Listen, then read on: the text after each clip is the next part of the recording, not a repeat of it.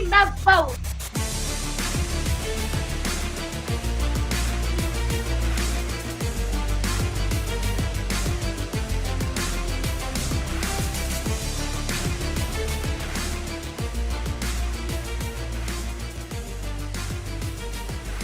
Court is in session with Ryan in Sacktown on If You Don't Like That. Now, Ryan in Sacktown. Oh, must be Ryno.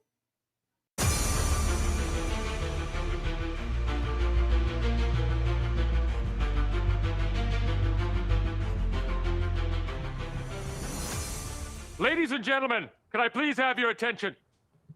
I've just been handed an urgent and horrifying news story. Depending on which side of the aisle you're at on the micro level, on the macro level, one of the greatest point guards in the history of the NBA hangs it up. We have news today affecting the Kings. We also have Jerry Reynolds. What's up? See a few more people here. Want to talk about Westbrook, I'm sure. Thanks for being here, Kings Court Wednesday edition. Get your questions in for Jerry. We will get to those in a few minutes. And before we start talking about Russ and his retirement, let's make one thing clear. I was never anti-Russell Westbrook as a person or a player. I was anti-Russell Westbrook with where the Kings were at. So before we get the, oh, Ryno, now you're going to change your tune about Russ. No, I've maintained those things throughout the conversation with Russ. It's just sometimes the Westies are a little too much to handle, and they only read what they want to read. They hear what they want to hear. But in all reality, getting to spend a season around Russell Westbrook, all of you getting to see his final season of basketball, and really quick, I'm just going to go out on a limb here.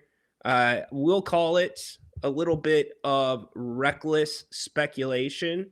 So let's play the drop.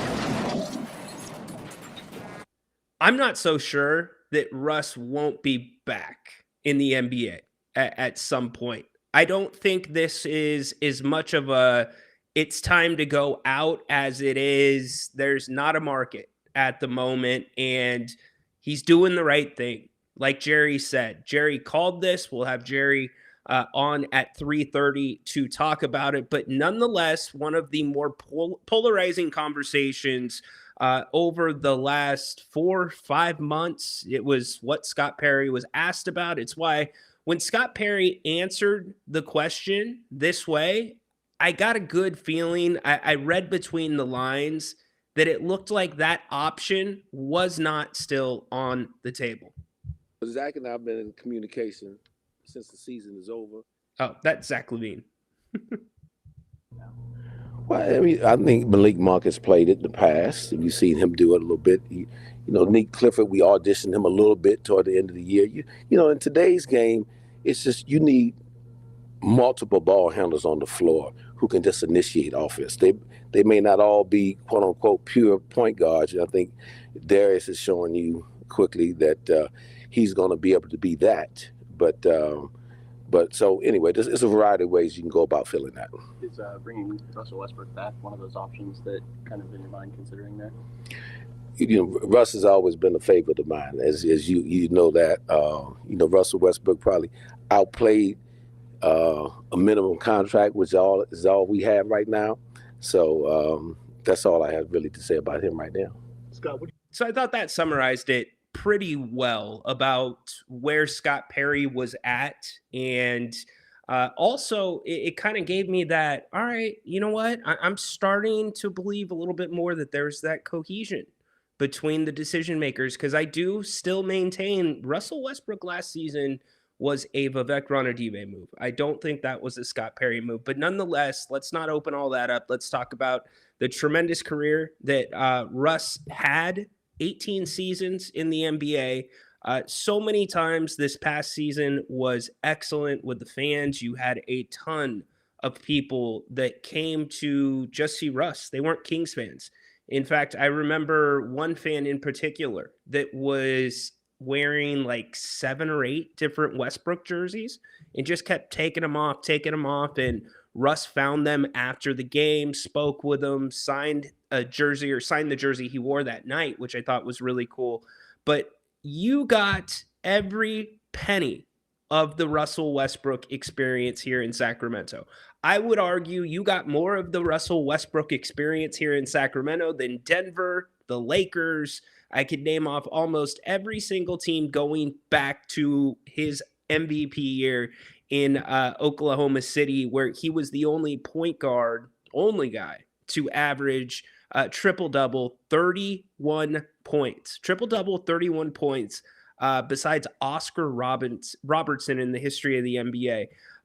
Okay, so even I get shook a little bit, but this was my first interaction with Russ. And a couple of days before we talked to Malik, and Malik said he was one of his favorite teammates of all time. And like, this is like just fresh into the building, Ryno. And this was one of those situations, like, if there was a pause whatsoever, you better get your question in.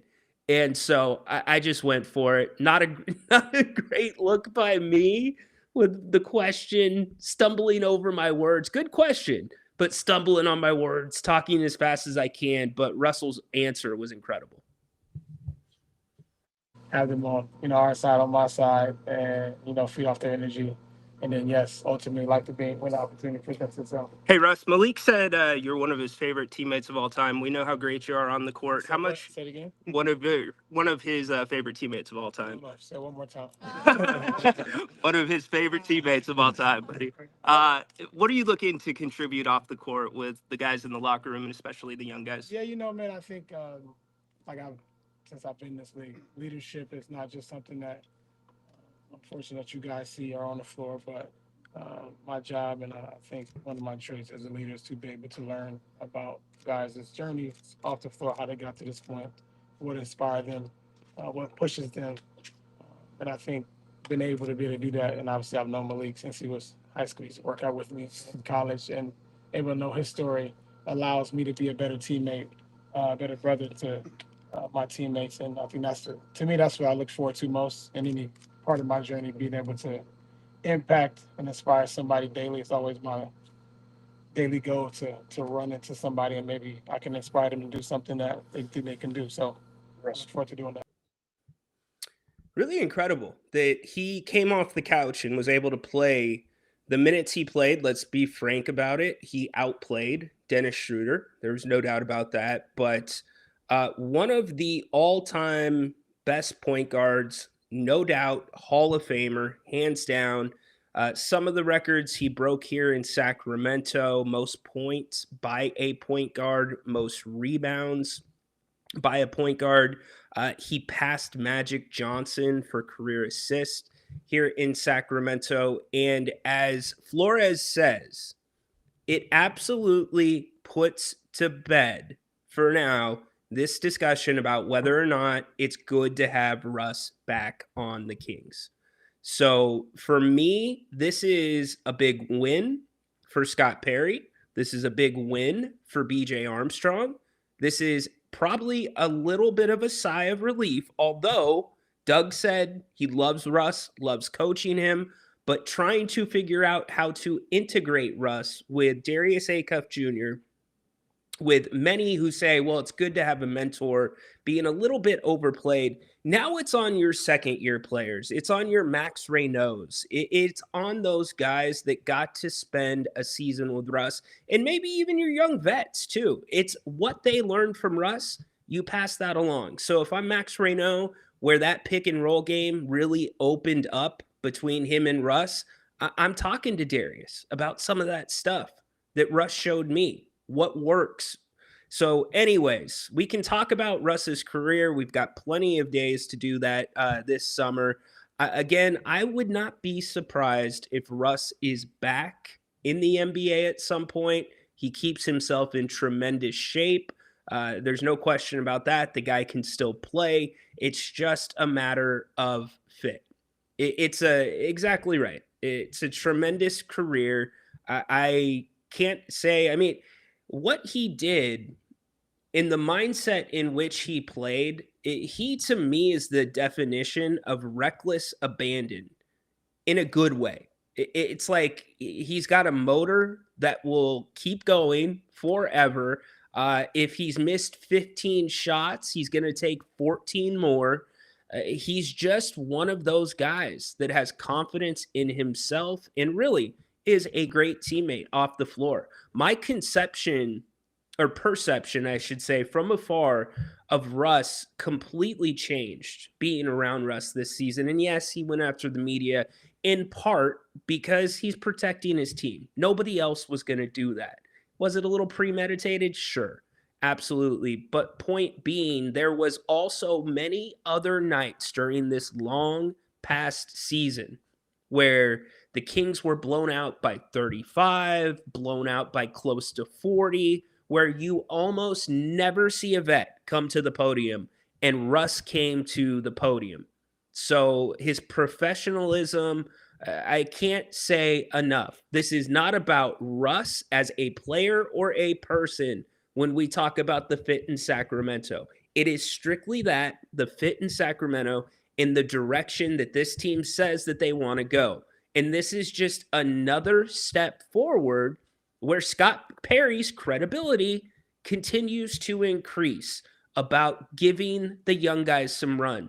And Darius Acuff not having to look over his shoulder with a Russell Westbrook behind you, that makes a lot of difference. Doug's talked about it last season when the young guys started to get run. So congratulations to Russ on a great season here in Sacramento. Also on an amazing career. First ballot Hall of Famer. He posted a 3-minute, 30-second video to his, here we go. Kind of play it here in a second.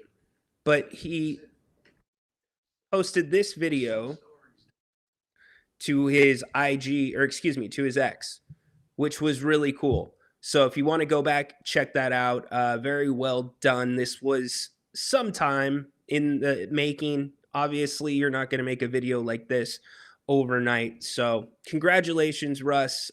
Thank you for your time and investments here in a very young Sacramento Kings team and a very hard season to go out on. But you might see him. I would not be surprised if you see him back. We will see. I respected how Westbrook conducted himself with the Kings. It gave me a new appreciation for him. That said, he should not be part of the team. We need all the minutes open for the youth. Yes, and it's not just the minutes. It's the scoring opportunities. It's the looks. A guy like Keegan Murray, he needs more shots. You have multiple Kings last year that were not getting enough shots. And as I say, with Russ and reckless abandon in the most positive way, the defense has baited Russ. They hung off of him. Russ shot almost 400 3-pointers last season, far and above more than anybody else on the team. And the team was actually they were 29th, I think, in 3-point attempts. So, that says something too. You need to spread the ball around. I thought the ball stopped a little bit too much with him at times. So now this is probably a little more conducive to what Scott Perry or especially Doug Christie is talking about with team basketball and the power of the ball moving around. Hey, Ryno. Hey, everyone. Russ released? No, he wasn't under contract. Russ retired. It's been reported that Westbrook had offers from the Kings and the Wizards. I don't believe that he had offers from the Kings. And if he had an offer from the King, it would be, I'll look into it, but I highly doubt that he had a minimum offer on the table from the Kings. It would have been everywhere. Now, did they maybe extend him a training camp invite, which is quite frankly below Russell Westbrook, even going into a 19th year? I don't believe that to be true, but we'll see. We'll look into it. Before Jerry Reynolds gets here in about 15 minutes, I want to hit a couple of other things. What's up, Patrick? Hope your vacation's going well. Friend of the show, James Ham. hearing there are a few changes to the final Kings schedule.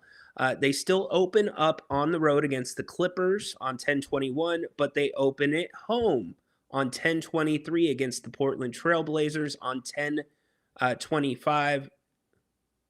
Okay.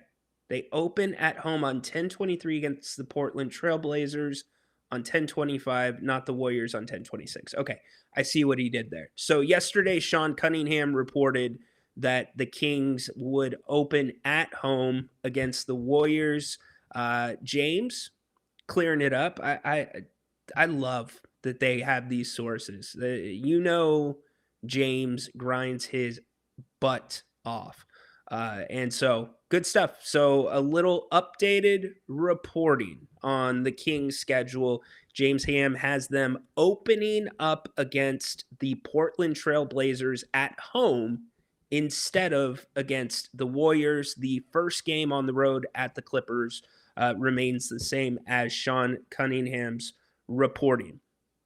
A lot of people that hang around this show, that frequent this show, know that I am a basketball nerd. It comes oozing out when Jerry Reynolds is on, when we start talking about shooting form and where the elbows pointed and just the little things like that. Max Ryno noticing that he changed his shot or his three-point shot over the summer, et cetera, et cetera. I am not that way for other sports. Like, I'm not looking at different things in baseball like velocity rate. The next closest sport that I follow is the NFL and football. And rare is it now, being in a position where I've been on the radio with Grant, I've been podcasting, huge Seahawks fan. Rare is it do I learn something new that just blows my mind, and I am not surprised in the least that it came from Hard Knocks last night with the Seattle Seahawks. It was incredible. I did not know that the spin rate on, you know what? I'm just going to shut up. They were talking about Sam Darnold. It's about 1 minute and 50 seconds, but they pointed out that he has the highest spin rate on his spiral at 639 revolutions. I don't know what it's per, but listen to this. Like, this blew my mind, and it made all the sense in the world about spin rate, catching the impact. Like, you've seen guys like Aaron Rodgers that will fire it in super hot, Joe Burrow, etc., have to get it through the window. I did not realize this about Sam Darnold. And Seattle is a team in control, including mastery of their spirals, especially Sam Darnold's.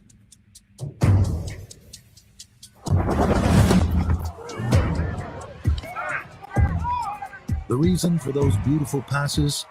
His spin rate, the number of revolutions of the football while it's in flight. The higher the rate, the tighter the spiral. Good job, Sam. Good job, buddy. Great shot. Good shit. Great job.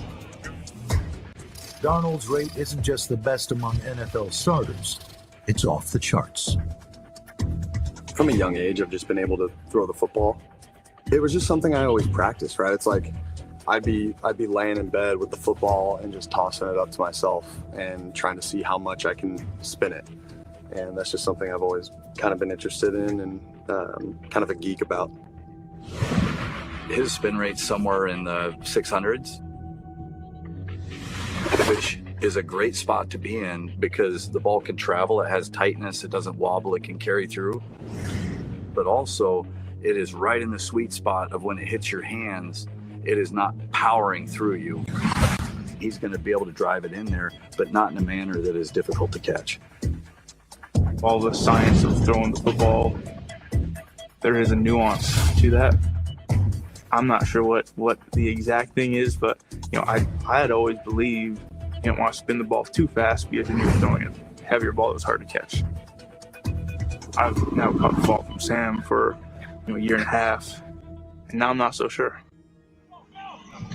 That was Cooper Seattle Kupp. is a team in control. That was Cooper Kupp talking about the spin rate and how it makes things softer for the receiver. And on Hard Knocks, they did this insane close-up that just shows how the ball is never dipping one way or the other, where the nose is coming down or the tail's coming up, vice versa. And I mean, that's not going to be every pass. Sam's going to have some bad passes too, but that was a really cool thing that I learned last night on Hard Knocks. If you're not watching Hard Knocks, go check it out. There's some more videos online as well about it if you're still interested. But yeah, I thought that was awesome by Hard Knocks. I thought that was one of the coolest things I've seen on Hard Knocks throughout the years. And I have seen almost every season of Hard Knocks. Is Hard Knocks the best show out there when it comes to like a episodic series documenting a sport? I think it might be the best one. Jerry Reynolds joining us here in just under 10 minutes. So start getting some questions in the chat for Jerry. We've already got one from Red California, so we'll make sure to get to that. What you're looking for today on a Jerry Reynolds Wednesday, you're looking for, that's a great question. Or you're looking for, man, this guy really knows basketball. What you're not looking for is stuff like Tristan, this. pay attention. You're not looking for that. Tristan. Come on. Tristan. See, you're not looking for that. But what's happened is some of you have developed a rapport somehow through this show with Jerry. So it's pretty cool. I like it. I do want to talk to him about a couple of things. The schedule, for one. Certainly the passing of Don Nelson. And again, we learn something new every single week about Jerry. Last week, he had his front teeth knocked out twice, and he was just recently talking to Larry Bird about his one-on-one game with Beezer Carnes, which we learned about, I believe, the week before. And the week before that, it was him caddying for a women's U.S. Open. And the week before that, it was something else, like a wrestling referee or something. So what will it be this week? Any guesses of what we're going to learn from Jerry this week? Yeah, I know spin rate's a big thing in MLB, but I didn't put 1 and 1 together with the NFL. I guess I didn't realize this is okay.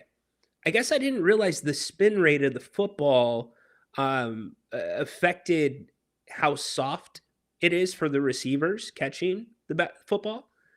And it's always coming in that perfect spot. Because if you've ever been a receiver, you know, that's how they want you to catch the ball. They want you to catch it out here. They don't want you to be bringing it into your body like that. So that was super enlightening.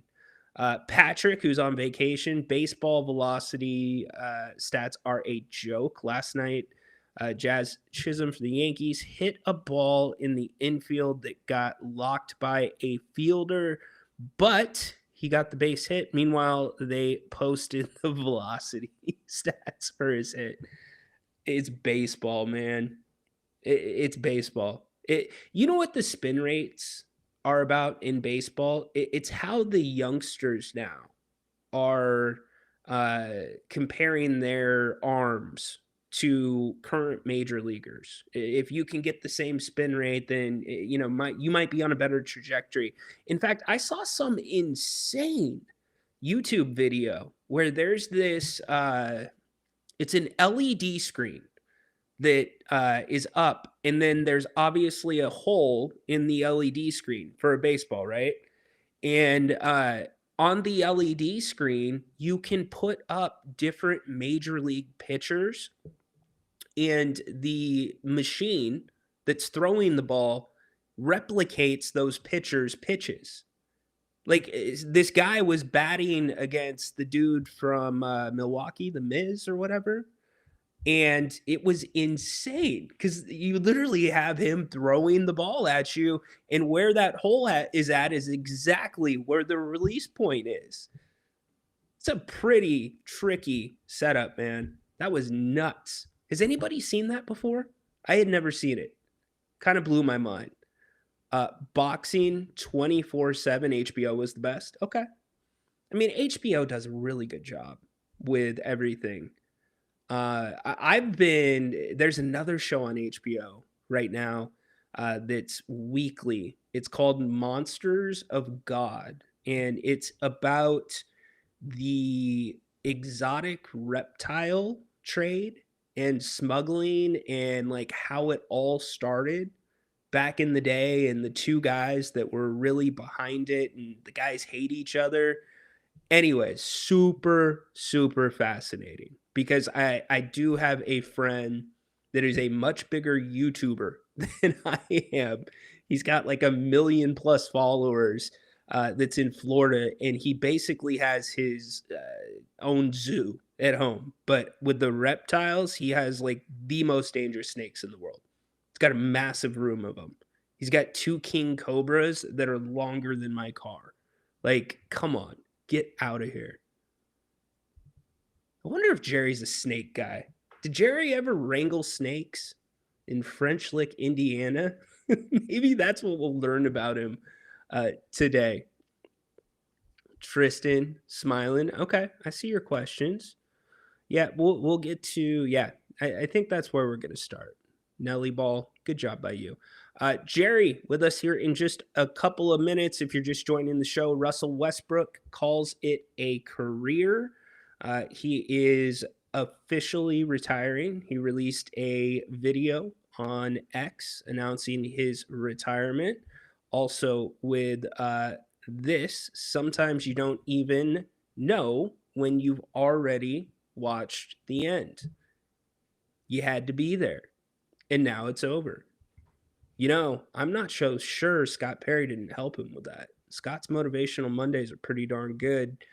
James Ham also reporting a change to the Kings schedule. Sean Cunningham had said yesterday that his sources were telling him the Kings would open at home, or their opening home game would be against the Warriors.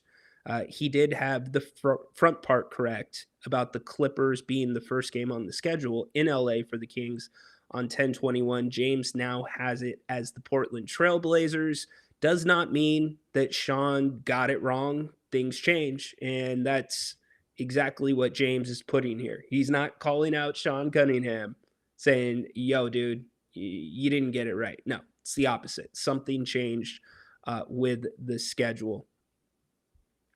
Sitting on the tarmac in San Fran, heading to Taipei from Bangkok, hoping Jerry comes on to hear what he says about Nelly. Yeah, Jerry will be here. We'll talk about Nelly. That's where we're starting. Dude, okay, Cody. I see you. You're doing it right. You're going to Taipei and then Bangkok. Are you going to try to find Grant, who's, I believe, is still vacationing over there? Cody, is this an undercover trip? Was I not invited because I don't have a passport? Is that what's going on? Have a good time, man. Fly safe. That's a long flight. Cody, what's that flight? That flight's got to be 12 hours? Maybe 12? I know when Grant has traveled in the past, it's a lot. Crazy. Appreciate the comments about the podcast yesterday. That was... I wanted to replay that.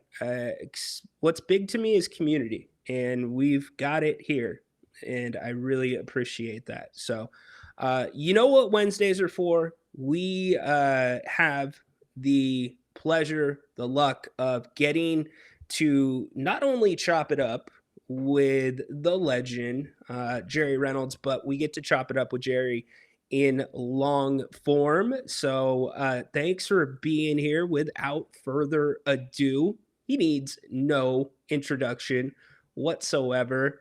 My guy, my buddy, staying cool, not as hot right now, Jerry Reynolds. What's up, bud? Yeah, great to be with you, Ryno. Yeah, the weather's taken a nice turn, just about time, isn't it? Because we went through a pretty rough stretch. Oh, Jerry, when I walked out to my car this morning at about 7, I'm like, oh, fall's almost here. This is beautiful. Oh yeah, no, that's the thing about this. This area. I mean, the climate. You have 2 or 3 weeks a year during the summer that are very unpleasant, and 2 or 3 weeks in the winter that are unpleasant. But as growing up in the Midwest, I always said that, in Sacramento, you got 300 good days and 65 bad ones. In the Midwest, Kansas City, you have 65 good days and 300 bad ones. Yeah, Jared, there's been some, I think just yesterday, tornadoes or close to tornadoes going through Indiana. Did you ever have to experience that?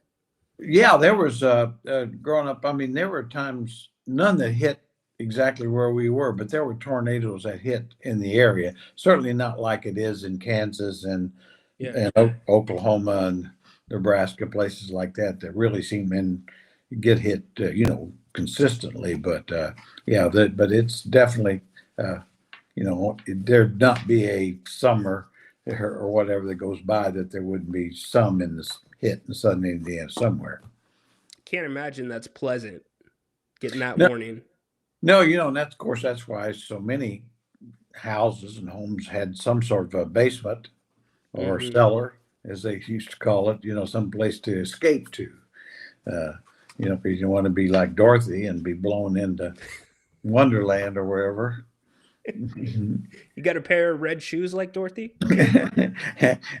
Actually, no, I don't. So I'm just not, I'm not prepared. I don't have Toto either. So I'd be. All right. So I want to talk about Don Nelson and your memories of him in a minute, but breaking news, Russell Westbrook calling it a career as you hoped for. What do you think, Jared? Well, I'm happy for him. I mean, he's obviously just had a great career, and certainly probably a 6 or 7 year period where he's probably one of the 5 best players in the world. And so he's a first ballot guy. And I mean, I don't think there's ever been a more consistently competitive player that's ever played in the league. So I just, as we talked last week, I just hate to see guys hang on too long. And he can clearly play, he can still play, but that's not the point. He's in the last 3 or 4 years, he's basically been a backup point for the most part, and I just hate to see that. And I think that's was the message delivered by him and maybe to him that continue playing. If you can find a job, it's going to be in a very minimal circumstances, and why do that? What's your gut tell you? Do you think the Kings had an offer to him? I doubt they did. I really doubt they did. So, I mean, to me, if he still wanted to play, the best thing he'd do, go to Europe and be a hero. You know what I mean? If that's what you want to do, be the main guy on a team still, which he could be on some of those teams, but I think, and make money. But I hope I hope he finds a niche. Could he coach? Sure. Could he be on TV? I don't know. I don't know. I would think he probably could. I think, and maybe he doesn't have any interest in, basket in those kind of terms. He might want to go a different direction. Much like I thought Kobe Bryant was, to his credit, he had his life mapped out and was well on his way before the tragedy. But basketball really wasn't part of it. Yeah, he won an Oscar. It's insane. Yeah. So anyway, we just wish him well. That's and really happy for him. If you had to put a percentage on seeing Russell in an NBA jersey this season, what would you put it at? No, I still probably put it at 10%, you know. Okay. I mean, because injuries could change it, you know, to where teams were in desperate need, that sort of thing. And, you know, he still likes to play. He wouldn't have hung on as long as he did. Mm-hmm. And he's going to keep himself in shape. And I thought you hit the nail on the head. There wasn't a team that was going to have him be the guy. He wasn't supposed to be the guy last year for the Kings. It just somewhat ended up that way because of the injuries. So it's not a bad way to go out. You know, he passed a couple of guys in the record books. So good for him. When I think about him, reckless abandon in the best way. That's what he was on a basketball court. Yeah. He's a demolition derby. Demolition derby.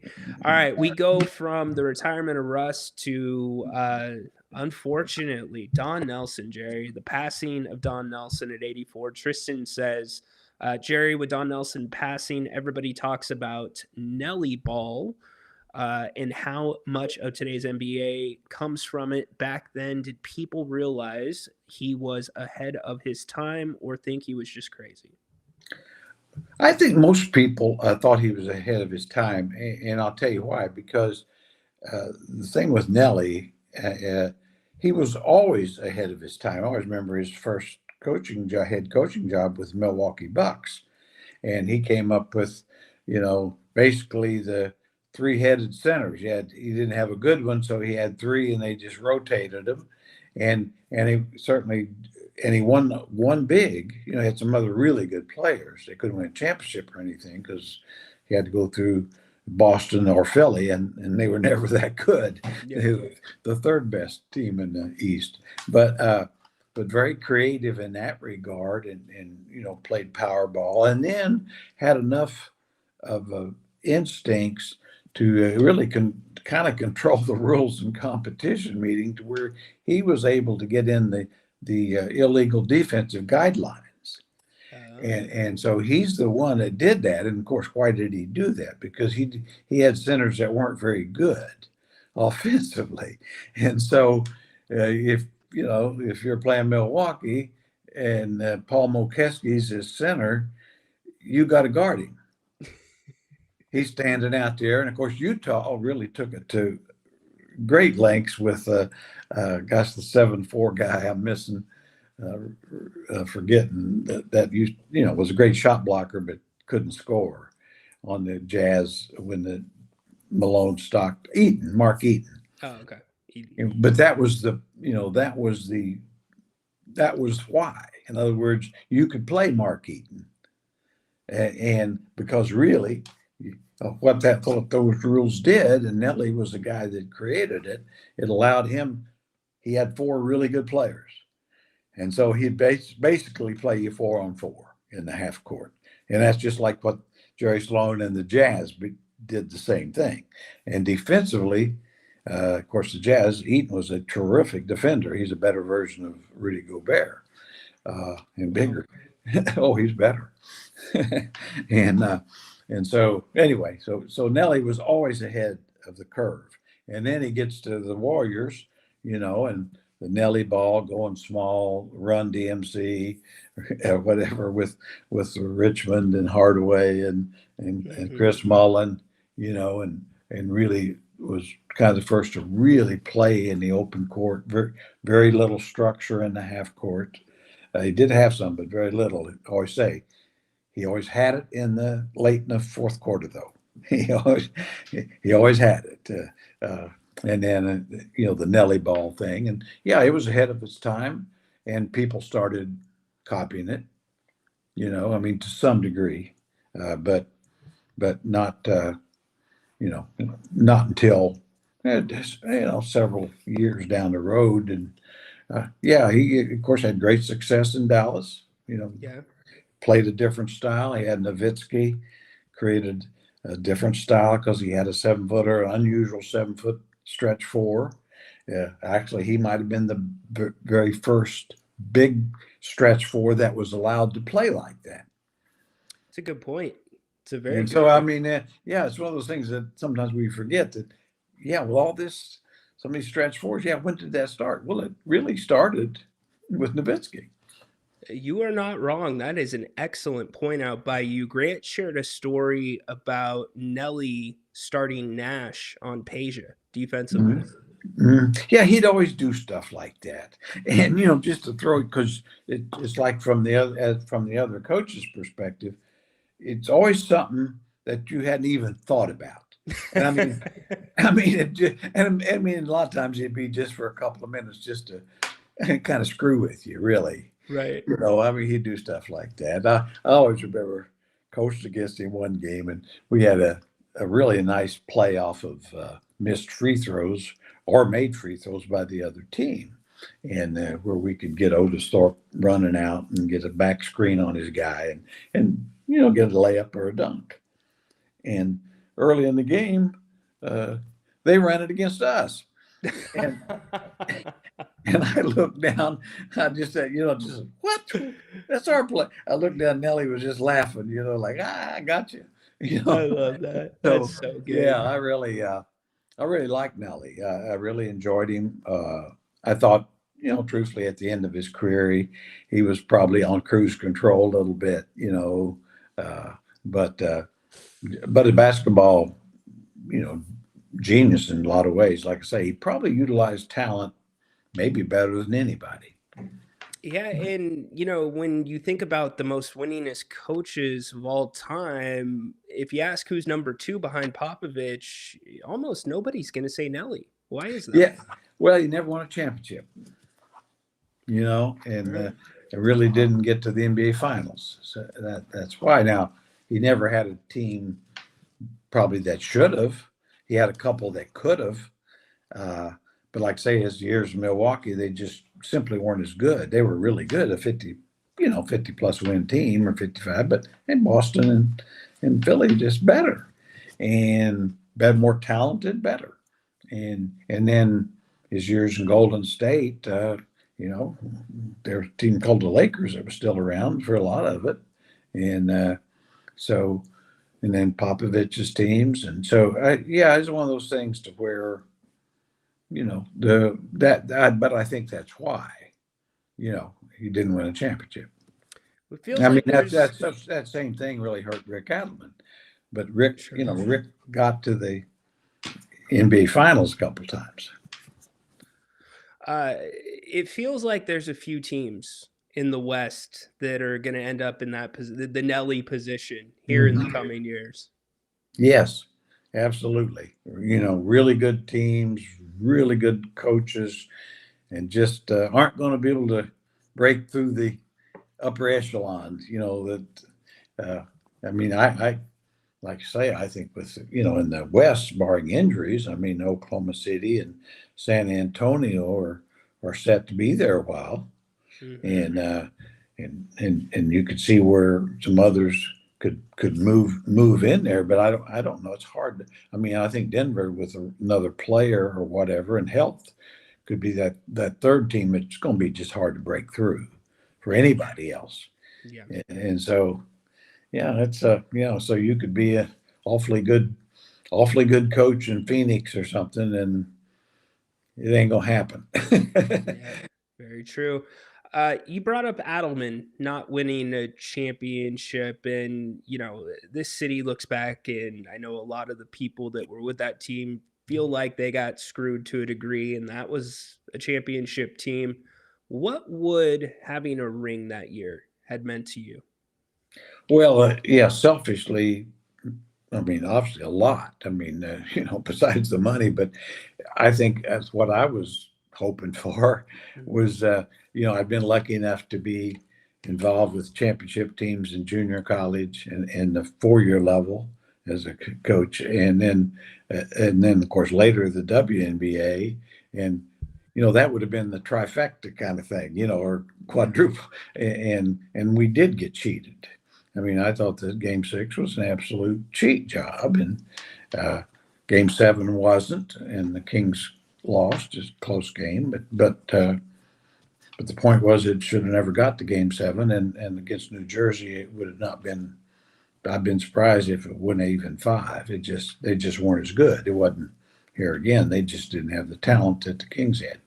So, but yeah, I always say that was, and I was lucky enough to be part of Olympic gold team in the women's basketball. So, that would, but that and the NBA, that would, because I was still director of player personnel, which I was, down the line a few notches, but I was certainly involved in every part of it.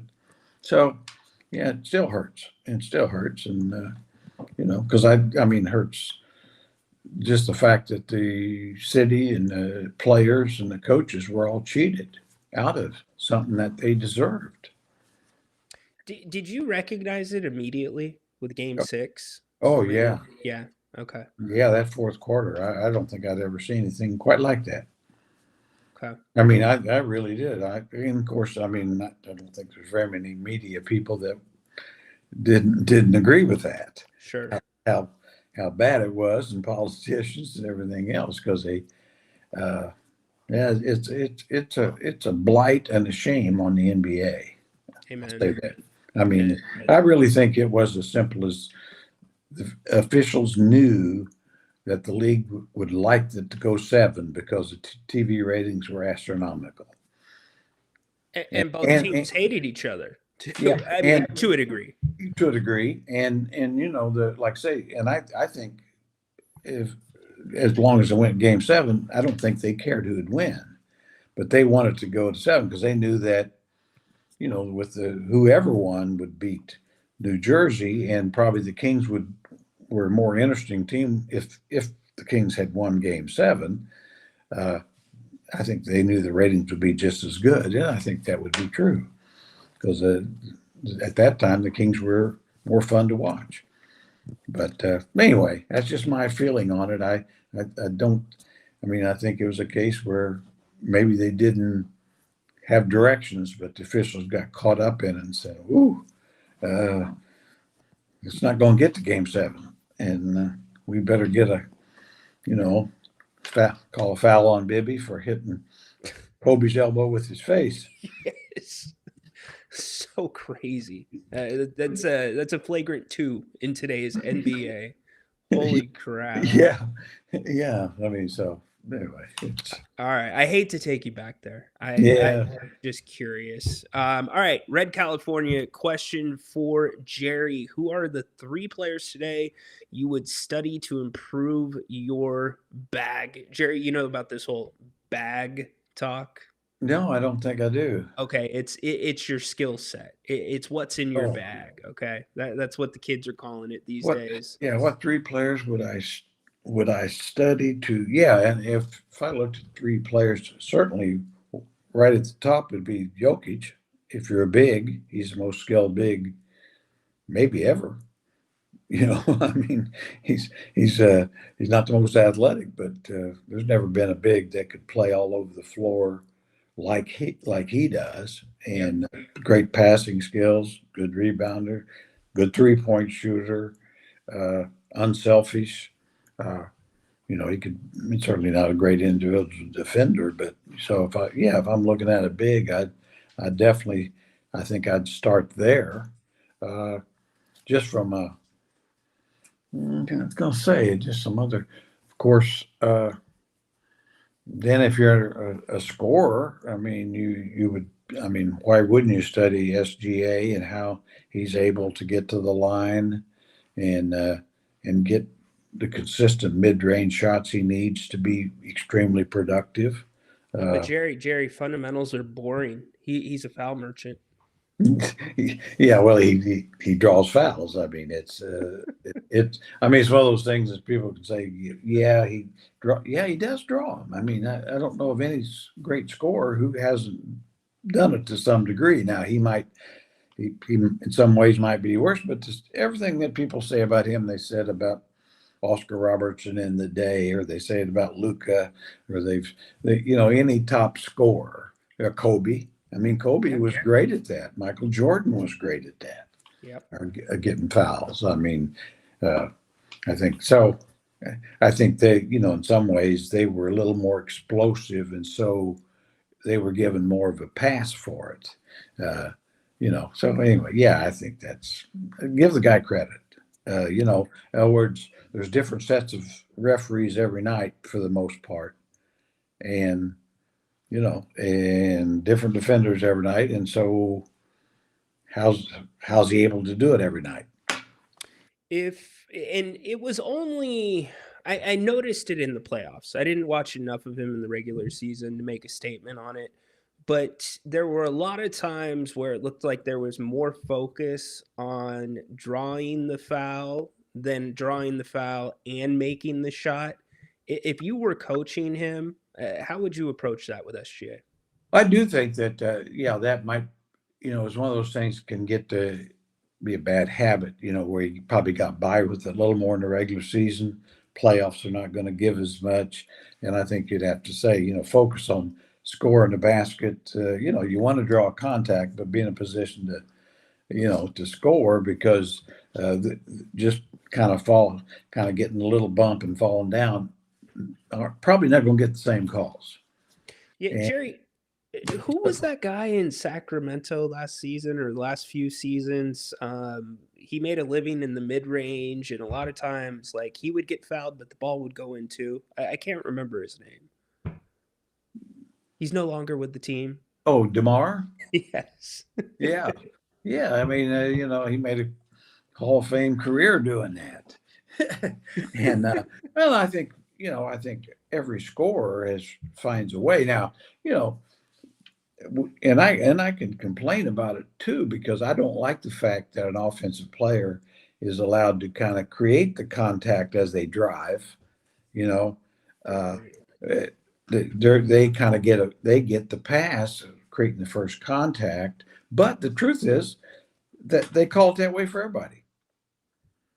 He's just better at it. Now, in my mind, that's like, okay, that's kind of like the interrupted dribble. Everybody does it. Some guys are just better at it and do more of it. So at some point, that's the way it is. For all you youngins out there, that's like, what's an interrupted dribble? It's carrying the basketball. It's carrying the ball. Watch when the hand goes under the ball and a guy takes a step without a dribble. There, you got it. Could you imagine? We talked about it last week, but could you imagine if it got called every single time? No, I can't. No, I mean, because really, it's one of those things now. It's so ingrained, in the league, that, I mean, players have developed their game around it. And I mean, it's so, you go back 40 years or so. I mean, I would say Pete Maravich in his prime, I mean, he could do a lot of things with the ball, but he wasn't allowed to carry it. And so as you had to be a little more creative in order to get by people off the dribble. I was talking to somebody that's been a two-way for the Kings, and he even told me in part of his training, they know the line of what they can get away with and what they can't with that dribble. And for a hesitation move, you want to take it just to that spot, especially if you're crossing over. So it's a very good point by you. Yeah, well, that, as you know, I mean, players are smart. They figure it out, and I mean, that's the thing, what are the rules? What can I get by with? And that's part of being a great player. Not, get whatever edge you can. Yep. And it's been, as fans, we always have said, and there's some truth, is superstars get more calls than regular guys. Yes, they do. And Chris Webber got more calls than Joe Klein. Well, I think for the most part, it makes perfect sense. If the people who are paying a lot of money are paying to see the superstars perform. Chris Webber's also getting a higher usage rate than Joe Klein. Well, yeah, and I mean, even against, the Karl Malone's. Sure. He got, they get calls to some degree because of who they are. Yeah. And, and that's been that way since, well before Dr. J or anybody else played. Mm-hmm. See, and that's how we talked about last week about the refereeing and the next group of referees that are coming up and the integration of instant replay. That's what makes those things so complicated now with the replay. Yeah, that's a great point. And of course, replay. I mean, it so often seems to me like they use a replay and still get it wrong. You know, Yeah. that's why I just wish they would go ahead and have, implement a rule that, yeah, you look at it, you made the call. Now go look at it in 30. If you can't see some reason to change it in 30 seconds, it stands. That's it. Yep. And move on. I believe the officials are going to be wearing earpieces this season that do not look comfortable. And they're going to be able to communicate without huddling up. So we'll see how that changes things. Paul asks, and we talked about Levine last week a little bit.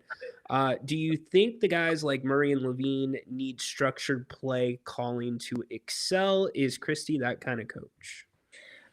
I think it helps them. That's a great point.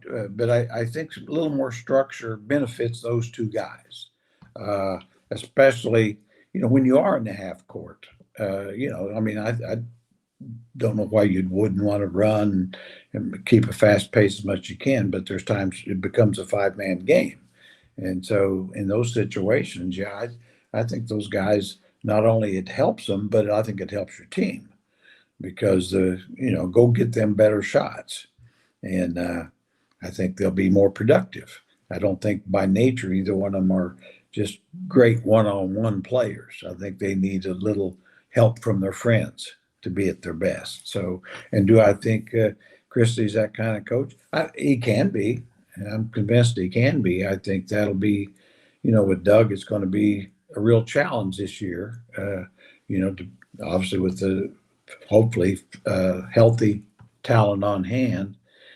But I think he's in a great spot in the sense that the expectations are so low currently, by the major media and stuff, talking about 22-win team and stuff. And I think the talent is far better than that. So if he can come up with some structure that benefits those guys, and, certainly he's played for great coaches like Pat Riley and certainly Rick Adelman. And so he's been in some really good situations. Just kind of hopefully he'll take some of those things that he's learned and use them. He has shown the ability to do it. There were so many times last year and when he took over for Coach Brown, where right out of the gate, offensively, they ran a play for Keegan Murray. And it's a double down screen. And, Keegan, maybe not as much, but definitely Zach, he got to the NBA coming off of the double screens. He didn't get to the NBA setting the double screens. So, yeah, very well said, Jerry. I think Doug can do it. I just don't think the Kings go to it often enough. Yeah, and I think it is a different circumstance for Doug. I think in a lot of ways he may be coaching for his career. So in my mind, it's like if I were him, I wouldn't really worry much about who Scott Perry wanted to see play or Vivek Ranadive. I'd play my guys who I think can help me win. And if that's all young players, that's what I'd do. If I felt they give me the best chance to win. But if it's the veteran guys, play them and build it. If you think you can build a team that can win more games around those guys, and play them. Is Doug Christie exhaling a little bit with Russell Westbrook's retirement? Probably. I think, and probably Scott Perry as well. It's, it's one of those things that would be hanging over him. And so, this is, I think, just the best for everybody. I think it makes Doug's job easier. And I think it gives him a little bit more of an opportunity to do what you've suggested, where somebody messes up, put their butt on the bench. Yeah, that's what I do think that's the next step. You've got to hold guys accountable, veterans or young guys. You want to be fair, but you can't give them some leeway, but not too much. And I always thought, and I always thought Rick Adelman was good about that. He'd kind of let proven guys go, give them a little bit of a pass or a mulligan on a few things. But that was about it, in other words, oh no, okay, you're on the clock now, type thing. And I think they've got to get to a little more accountability there, and so we'll see. But am looking forward. And the thing on Russ, I know a lot of people say, boy, he'd be a great mentor for Acuff, and I wouldn't say he wouldn't be, but and he certainly was for Reynolds. I mean, they clicked tremendously well. But I think with Russ, what made him great is why he wouldn't be, is because he tried to beat out Acuff. I don't think he could help himself. Yep. I mean, he's just an ultra competitor, same way he was brought in last year to be Schroeder's backup. Well, Schroeder is pretty competitive too. Yeah. And I know they had a scuffle in the locker room at one point during the season. And to your point, you also don't want, and we said this last week, you don't want Darius Acuff looking over his shoulder if he makes a mistake with Russell Westbrook behind him. Exactly. Or who, and certainly having a Russell Westbrook, a first ballot Hall of Famer over there puts, I think, just extra pressure on the guy you're trying to develop. Yeah. I mean, what's that balance like? Because Russ, just look at his 3-point attempts last season. He takes the bait because teams were saying, "All right, shoot it, Russ. Shoot the three as much as you want." But with Russ, like the competitor, it's like, okay, how much am I really mentoring? Like, because I want to be the guy this season. Like, where does that balance? Because at the end of the day, it's still the NBA, and it's looking for myself sometimes. Well, I do think I think there's guys, near the end of their career that probably can do it. I really don't think Russ is one of them. No. I think the reason he's one of the greatest all time is because he wants to compete and play every play of every game. That's just who he was that way in UCLA. I mean, he is balls out all the time.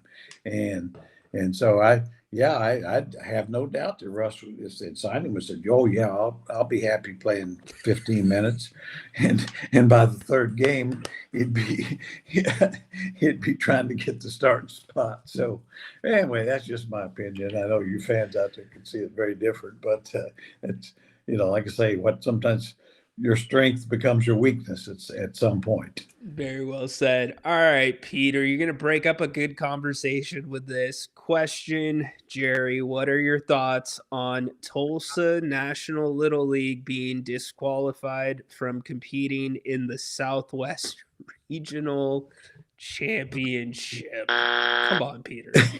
I got to be honest, I have followed the Little League over the years, but I'm not familiar with this particular circumstance. So what do? They have a 16-year-old pitcher or something? Yeah, they tested positive for a low-grade beaver tranquilizer, like in dodgeball. Well, I always remember a few years ago, maybe 10 or 15, when a team out of Chicago, had a real good team, but they disqualified him later for obvious players that shouldn't have been allowed to play because it came out from outside the region. So I don't know. You'll have to fill me in on this, but they may have deserved to be disqualified. I don't know. Jerry, I'd be concerned if you you knew about that story. Yeah, I was going to say I've got little important things to do, but I'd rather just get caught in rabbit hole on YouTube than watch Little League baseball right now. So true. All right. Cody gets us back on track. Jerry, what position within a basketball organization do you wish you would have got a chance to do, if any? If any. Well, there was a time when I really wanted to be a Division I head coach in college. That was before I got a chance to come with the Kings as an assistant, and I applied a few places and was given some consideration, but so that was really a goal, and I thought I deserved a chance, but I didn't get it. I always remember one guy said, "Well, you won championships here, there," and he said, "But you don't have any experience at the D1 level." And I said, "No, that's what I want to get." Gotta get it somewhere. I said, if you give it to me, then I'll have it. So that would be the only thing. The jobs that I had in at different levels, I mean, whether it's assistant coach in college or head coach different levels in college, or assistant NBA head coach, general manager of the Monarchs, general manager of the Kings at one early point, director of player personnel, TV. The best job I had was TV. You know, if somebody said you could do TV, say 3 or 4 years after I came to Sacramento, and not did any other job than say I had been assistant coach and went from there to the TV, that would have been probably because it was enjoyable. The other jobs, assistant coach was very enjoyable job. You get to be the good guy. Okay. Get to be the good guy. You work with guys, and you're pulling for them, but you're not taking them out of games, and you're not, hurting their careers. So and head coach at some point, you have to make some tough decisions, and same way in front office positions. But yeah, so assistant coach and TV broadcaster analyst, those are the best. Those are the best jobs I ever had, other than lifeguard. Oh, lifeguard. Okay. See, we learned something this week. You were a lifeguard. I was a lifeguard through my last 2 years in high school and all through college at the big resort there in French Lick. Yep. So you got paid to suntan and look at the ladies? It was good living, I'm telling you. If they could have, I know it'd be tough to be a lifeguard at 80 years old, but yeah, well, the thing was, and I mean, some of your young friends maybe could understand this, but it's a big resort. And a lot of times it'd be so-called families would come in. But, as you know, with teenagers, say 17, 18-year-old boys, they never wanted to go on a vacation with mom and dad, but the daughters did. So it was always amazing. I mean, there were always a lot of young females, and really they're in there for a week. By the end of the week, even I was looking decent to them, they're saying, well, what the hell? There's not much choice here in French Lake. Did you ever try to save somebody that wasn't drowning and convince them they were in like a riptide in the pool? No, but I did. I'll tell you what, I did pull a guy out, and he was in trouble. Oh. And he got mad at me. Said he wasn't. It's one of those deals. He was ashamed. He was kind of standing on the deep end, in those things where they have a drink and, trying to schmooze and bullshit, and he slipped off kind of the ledge, and he was in big trouble, and I could see it. I was on the perch, and so I jumped in and pulled him back, and then he had to act like big shot with his friends. I didn't need any help. I felt like pushing his ass back in there and said, all right, if you don't need any help, see how you get out now, but you'd be doggy paddling probably. Yeah. Really quick, I see Peter put it in the chat. I was going to ask you, did you withdraw your offer for the Lakers? I did. Okay. Once they got past $10 billion, I was out. Got it. Mrs. Reynolds just said, that's it. We can go 10. We can go 10. We can't go anymore. I mean, there's a lot of stuff you could do with $12 billion. $12 billion. Isn't that amazing, though? I mean, I think Jerry Buss, what did he buy the team for? $60 million or something, or maybe it wasn't even that much. And of course, I always remember Greg Lukenbill and his group, Joe Benvenuti, and him, they bought the Kings for, I think, $13 million and assumed a couple of million in debt, or $10 million and assumed $3 million in debt, something like that. And now the franchise is probably worth, $6 billion? I mean, are you kidding me? Wonder if Vivek Ranadive paying attention to that sale price. He'd have to, wouldn't he? I would think so. I mean, there's only so many opportunities in each league. Well, I don't, and I could be wrong because I've been wrong right along on that, is the price of the franchise keeps escalating. It's kind of like, you think the housing, but there's always a bubble. Very true. Very true. And so the trick is if in fact you're interested in selling, you better sell. I think like the Lakers did, whatever. Now there may be other circumstances, but the Busses are the ones, didn't really want to sell, Jeannie and them, but The Like, number was it's yeah, too much. Yeah, I mean, exactly. And yeah, that ownership group now, who also owns the Dodgers, flipped it. yeah, yeah. So, yeah, it's really I was really surprised, by that. That that's a group I guess that had wanted and expected to be big chance to get the expansion franchise in Vegas. And of course, I could see their point. If you can say put a few more billion and we into the Lakers as opposed to which is a franchise Right. is there as opposed to Vegas, because it's possible that the expansion franchise may not even work. Well, it'll be interesting to see because Adam Silver, I know they're researching it, what the expansion fee is going Yeah, to be. Because you can't put it at a Lakers evaluation, but I think it's going to be, I would say, north of the Kings evaluation, wouldn't you think, or no? yeah, I do. And I think it'd certainly be in that vicinity. I mean, right there to start with, and then, yeah, I don't. I mean, obviously the existing owners are going to have a nice chunk of change coming to them.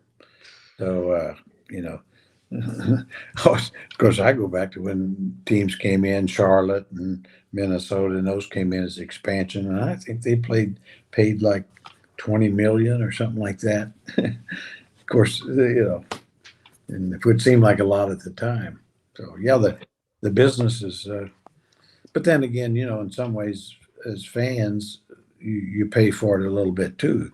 Ticket prices, you know, where you're paying hundreds of dollars for seats in the upper deck, that used to be, $5, $10. You need a Sherpa to get to the top of the Golden One Center, Jerry. Yeah, It's deep up there. yeah, and yeah, it's one of those things. I don't know. I honestly think with football and basketball both, there's a point to where is in college and every other sports, is it really worth the time to go sit in the upper decks, as opposed to and fighting the crowd and all that. Now, I mean, I think it's a great experience, but I think there's a point where if that's where you got to be 82 times, are you better off at home? Yeah. I Yeah. know. I mean, with the TV experience, I mean, certainly watching the game it's always better in live action, as you know. But I always felt as a college scout when I was doing college scouting, if I couldn't get down reasonably close to the action, it wasn't very. I was better off watching TV because what you want to do, in the same way with broadcasting, is be able to tell the quickness. Yes. You I'm know, so glad you said that. I mean, you just can't evaluate talent in the game the same. Where you kind of need, kind of need to be down there close to the mud, the blood, the beer. Yeah, I hate that, and I know you and Grant were only a couple of rows off the floor, but I can't stand that they moved G-Man Oh, it's up by ridiculous. us. Yeah. Ridiculous. I mean, they've done that to radio, and they're doing it more and more to TV too. Yep. I know my last year or so. I mean, all of a sudden there were 4, 5, 6 places that we were well up in the, the highest part of the lower bowl, and it's just a different game. Different game, and then pain in the ass just getting up the stairs after you do the open. Well, yeah, and I would imagine you probably watch the monitor more than you do the floor from up there. Yeah, absolutely. That's a great point. Yeah, I mean, I did. I mean, you had to. You really could follow the game better watching a little TV monitor right in front of you than the game on the floor. Amen. Amen. All right. Everybody's like, Ryno, shut up. Get to our questions. NBA guru Zach. Hey, Jerry, what's your perception on Keegan Murray? What % would you like to get from him from 3? And is the ceiling a third option on a playoff team, or is that too? Okay. Keegan Murray, what do you need from him, Jared, this year? Yeah, there again, boy, that's you get great questions here, and I do think probably on a real good team, I could see him more as a third option. A 50-win team, maybe. I don't really see him as your top guy or second guy. I'd love to be wrong. Don't get me wrong, but I don't see that. I mean, when you look at the elite teams that currently in the league. Championship level teams, is like with the Knicks. OG Anunoby is better than Keegan, and he would be their third guy after Brunson and Towns, wouldn't he? And so, I mean, if he's on San Antonio, well, of course, there's Wembanyama and Harper and Castle and Fox. They're really all better. Well, okay, here's a great comp. De'Aaron Fox wasn't the second guy on San Antonio this year. No, I mean, he might have been third guy during the regular season, but he was kind of the fourth guy in the playoffs. Yeah. And so that's kind of the talent thing you have to look at. But to his point there, I think Keegan, this is a huge year for him. He's really got to do it. I mean, I think he's got to get back to being close to 40% from three. I mean, I just think that's a must if you're going to have a chance to be a real valuable player. And I think, he's going to play good defense. So I think we can give him that, and reasonable rebounder. I think you can give him that.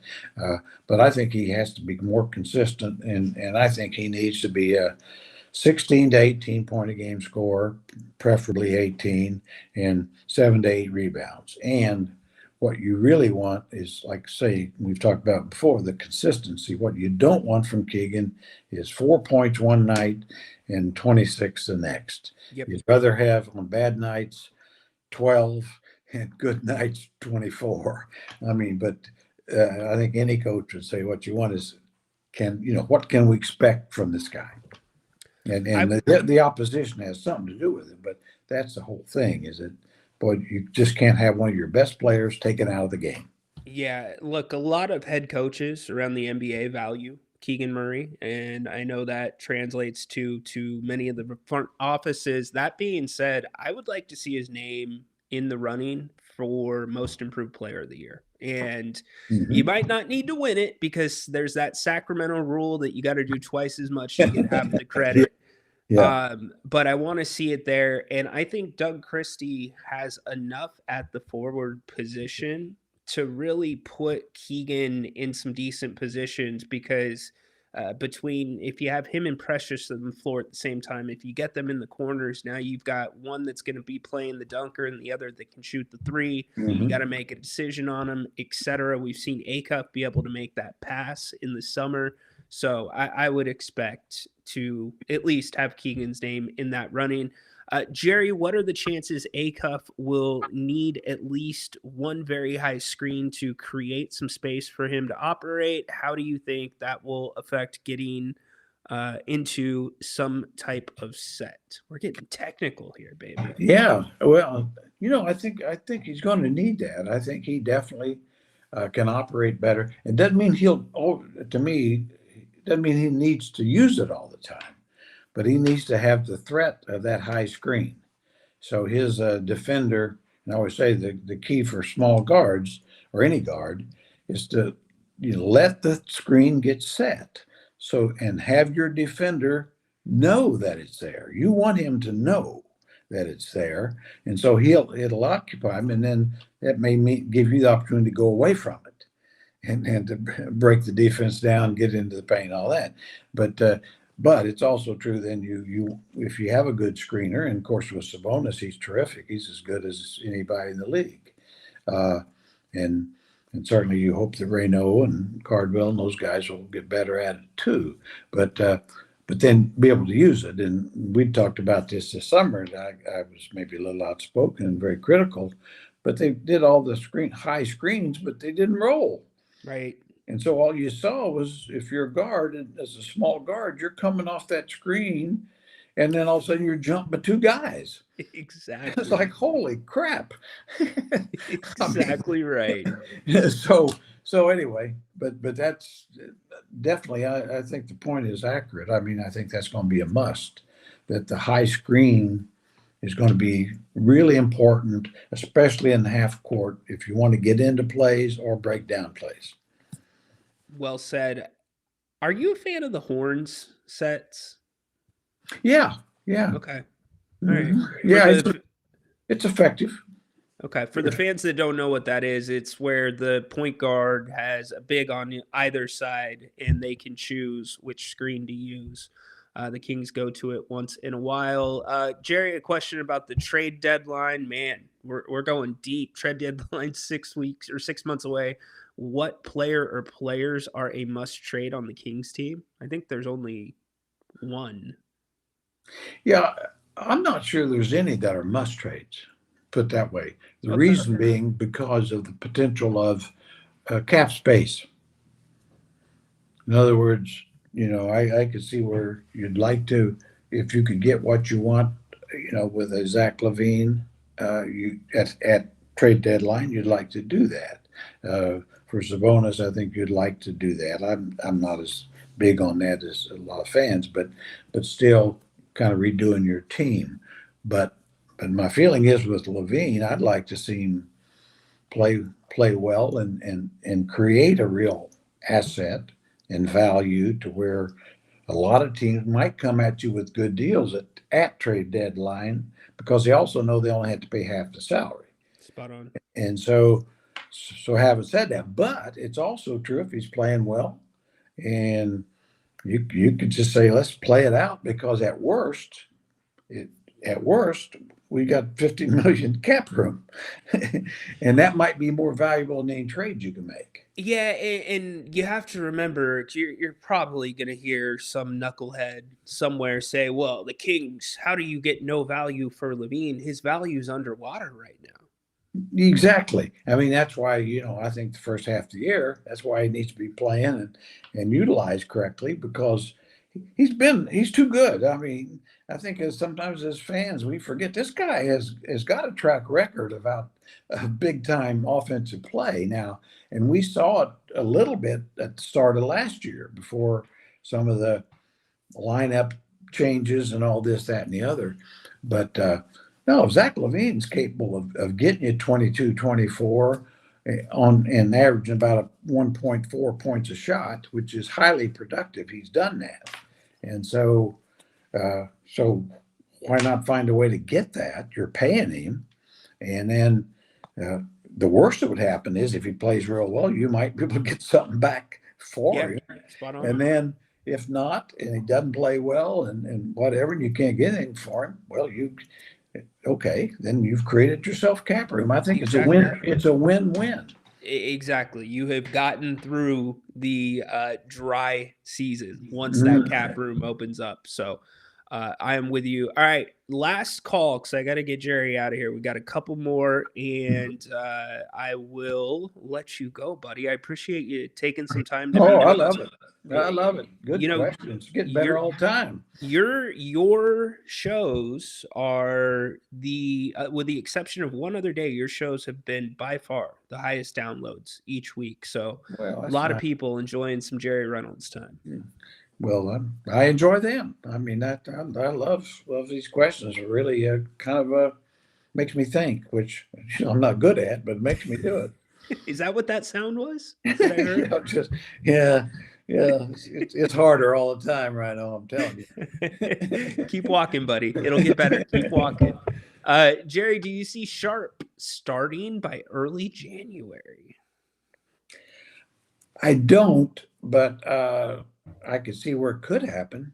I mean, I think the guy's going to eventually carve out a nice niche for himself, whether it's as I would say this, I'll be surprised if he's not a top 8 guy early on, and eventually, might be, even if he's not starting, might be a 18 to 24 minute guy. I'm with you there. And, with him maybe getting those types of minutes, the guy that I'm looking at, or the two guys, are DeAndre Hunter and Nick Clifford. It doesn't feel like both of them can play.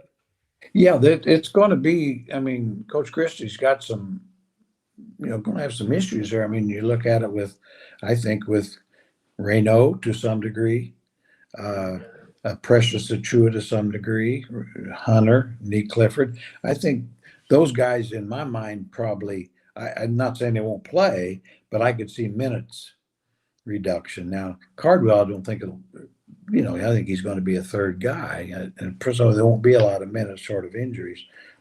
But I think in terms of what we may have thought, say at the middle of the year, I'm just not sure Reyno can be a 35-minute guy this year yet. You hope he'll get there, and I think he can. You have to, if you want Reynolds in the mix, and I know he talked about it a little bit earlier this summer, playing some 4, he's going to have to get used to that position. I'm not sure. I don't think he can guard the 4. I think offensively he could probably play it, and even Sabonis to a degree, Jerry, you might need to play him at 4 at times too. That I do think that from an offensive standpoint, a lot of times you could play Domas at the 5 and Reynolds at stretch 4, defensively switch them up. Okay. Yeah, I mean, I think and I think play more zone with those guys. I think Reynolds got good timing and all, but he's not a good individual defender. But I think on a team defender, he's smart, has a good instincts. Domas certainly, I think, can probably go out, and we've seen it go out on the floor and guard bigs pretty well. I mean, I've always said that, we always kind of focus on the fact that he's not a good rim protector, which he isn't, but he probably jumps out on switches and on wings and guards, probably better than any big man in the league, really. That's an excellent point. Excellent point. I think sometimes we just, if you're not careful, you'll focus on the weakness as opposed to the strength, and there, everybody's got both of them. Well said. All right, last question of the day comes from our guy Tay in SoCal. Jerry, how do you like the Blazers' big 3 of Lillard, Morant, and Advia? Is it a good mixture of veteran leadership, speed, athleticism, swag? Jerry, do you scout swag and foul dating? I think a little swag goes a long way, but I think the more talented you are, the more swag you're allowed. How's that? Yeah. What you hate is guys who aren't very good with swag. Yes. But you also, unless something's changing, Drew Holiday's still there. Yeah, he is still there. Yeah, so he's gonna. Yeah, I don't know how it's all going to work. I mean, Lillard, Drew Holiday, Morant. Now, Denny. I mean, he can play several positions, and I do think that might be, with Avia has that, I mean, young star, and I think they got to be careful not to set him back. He really kind of needs to be their guy going forward, I think. I mean, Lillard is not the Lillard of past Trailblazer days. And Morant, we don't know. Right. And, Drew Holiday, the guy could still really play. And Scoot Henderson. You know what? Yeah. Not too long ago. Second pick or third pick in the draft, and he started showing a little something last year. I don't know. I mean, to me, it's kind of a Davion Mitchell thing. He's not as, of course he was drafted third, but I mean, he's not as good as they want him to be, but he's pretty good. You can't he's an NBA player. Now, see, he'd be a guy I wouldn't mind seeing the Kings get as a backup, but then again, where he was picked, he might think he should start too, and maybe he could. But anyway, yeah, I don't know how they do that, to be honest with you. I really think I don't think it can work, I guess is what I'm trying to say, to any successful level.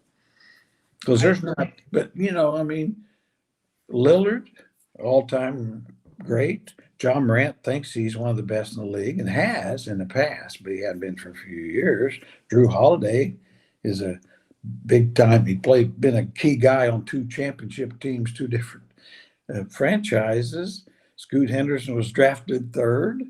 They all think. I mean, you can't make me believe that all of them don't think they ought to be the main. Probably have a shot at being the main guy. Yep, and Holiday was huge for them in the playoffs, playing both ways. I would think somebody's on the move. And earlier in the summer, it was going to be Drew, but I'm thinking to myself, Lillard coming off the injury, Morant, who has like barely played, like you have an issue there if one or both get injured. I'm monitoring that situation if I'm the Kings, Jerry. Absolutely. I think every team in the league should be, and I bet they are.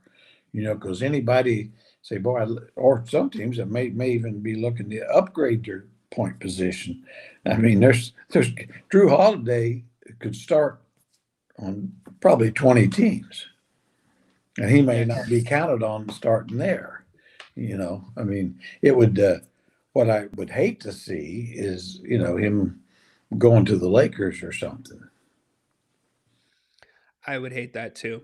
I'm with you 100%. It'd be a waste with him on the Lakers with Reeves and Luca. Yeah, You know, I mean, I think the thing that where he's so good is he can play with any circumstance. I mean, playing with when he was with Dedecumpo and Middleton, and then he goes to Boston, and obviously Brown. I mean, he can always be the third, fourth guy. Doesn't bother him. Boston might be the place if he goes on a cheap contract. Yep. That would be actually, you're right. That'd probably be the ideal place. And if they were serious about trying to win, because certainly he'd be easy fit with Paul George and so with their lineup, and then Peyton Pritchard, he could play with him or behind him. Yep. So, Yep, yeah. exactly. Damn, you're onto something there, General. You might have to go tell Brad Stevens, get off the pot here, get this done. Hey, well, sometimes a blind squirrel finds a nut, and it's just the first team that came to mind. I got lucky there, Jerry. I had a flash of greatness that You did. you bask in. I hope day. you fans out there realize that that's big time right there. Big time is you coming with us every Wednesday. So appreciate it. I see everybody in the chat. Jerry for president. Thank you guys. Thanks. Keep bringing those questions. That's great. I'll take a day off and start preparing. Oh no. You don't need to prepare at all. Like you are a max player. You do what you need to do. I kept you into overtime again, so you just show up and greatness will come out. Yeah, well, if I did prepare, I'd forget it a half hour later, so it would make you different. You're the best, buddy. I can't wait for next Wednesday. Be well, and we will talk soon. Talk soon. Take care. All right. The one, the only, Jerry Reynolds. Find me a better long-form conversation with Jerry. Find it for me. Jerry, I know you can still hear me. Baki says hello. He's sitting on the beach having a cocktail. So really good stuff. Good questions. Other than you, Peter. Peter had to be the quote-unquote S-bird. It's fine. I know what Peter was doing. In Peter's mind, he was looking for a Tristan drop. Like, come on, Peter. Pay attention. Pay attention. Good stuff, though. Very interesting things that we got to. I figured Jerry pulled out around the $10 billion mark on the Lakers. I didn't think he would go past that. But the stuff about the Kings, good questions. Huge season for Keegan Murray. Westbrook, Jerry and I pretty much on the same page about how we read Westbrook and bringing him back. I thought his answer about Doug Christie exhaling a little bit, seeing Westbrook retire is spot on. That's how I felt. So to hear that from Jerry, I thought that was awesome. And just a lot of good stuff there. If you missed any part of it, make sure you go back and watch it. You can watch the replay on YouTube, or you can download the King's Court podcast, which will be up here in just about 25 minutes. We are lucky people, everybody, to have Jerry on our side. Look, I don't usually hit Jerry with the hard questions, especially that 2001, 2002 team. Like, I don't mean hard questions. I mean personal questions. But, there's a time and place for it. I've asked Grant the same question, what it would have meant to have that NBA championship ring. And it felt like it was the right time and place. And I thought Jerry gave awesome and very vulnerable and real answer to it. You know, it would have been the cherry on top. It would have been the tribal chief, the Ula Fala, you know, done it all. But love Jerry. Great having him here. Great having all of you as well. Appreciate you very much. We'll be talking more later this week. The schedule should be out. I guess, in fact, I think I was right, or maybe I was a week off. I think the schedule is going to drop on Friday. I think that's when you get the schedule. So the news cycle all day Friday will be, maybe we already have the date and I just haven't seen it, but you'll have the news cycle all day Friday talking about the matchups, and you can go into the weekend hitting that and dissecting it. Grant and I will do a show together once the schedule drops, although we joke schedule probably does not matter that much with this team this year, but there are a couple things that we would both like to see, like not a third late East Coast road trip for them. Also, national TV games, excluding NBA TV. How many do you think the Kings will have? Over or under 5? I'm going over at 6. Jerry also likes the over on the Kings win total. Now, not by a ton, but 22 and a half. The Kings had their worst season of my lifetime. And for many, but they think it's the worst season in Sacramento Kings history, and they still won 22 games. So I think with Westbrook retired and not coming back, that helps that number. Now, yes, Westbrook probably is good for a win or two, but you're going to have so much more ball movement now. And to get the most out of everybody, and I think two things can be true, or there's two things true about this Kings team that has we've seen since the beam started to be a thing. The first thing is guys have played out of position. You have an opportunity, although you're not crazy athletic, but you now have an opportunity to play guys in their natural positions. The second thing that's true of this team is not everybody has gotten to eat. You have not gotten the full potential out of every single player. And part of that is they have not played well, but also I think a big part of that is usage rates. It's really hard to ask somebody on the spot to start knocking down threes when they haven't touched the ball in 6-7 possessions. So back to my point, I think you're going to get more usage for Keegan. You're going to get more usage for Precious, which will be good. Max will be an interesting one, like Jerry pointed out, and Domantas Sabonis. The best thing Domantas Sabonis can do to help this Kings team this year is be able to confidently step into a 16, 17-footer without any hesitation. And so, yeah, I'm going over on that like Jerry. So anyways, appreciate you all. Thanks for being here. Do not forget, Grant back at 7 o'clock. He will be taking your questions. Who was it that's going overseas? Cody, safe travels, my friend. He is on his way to Bangkok. But yeah, Grant back at 7 tonight. We'll be back tomorrow at 3 o'clock for the Thursday. We'll be back in the studio tomorrow. Don't forget about our Kings Court Discord. Sponsored by Bennett's Restaurants, Rockland, Roseville, Howe, and Fair Oaks. Actually, Brian and I just checked in yesterday about the Discord. It is members only. So we're going to have a monthly subscription, but in the next week or two, if you want to get the whole season for $20, you can become a founder by scanning either the Venmo or PayPal link, and you'll get a founder's t-shirt sponsored by Bennett's. We're going to have exclusive watch parties, monthly events. I'm going to break a lot of information, news there.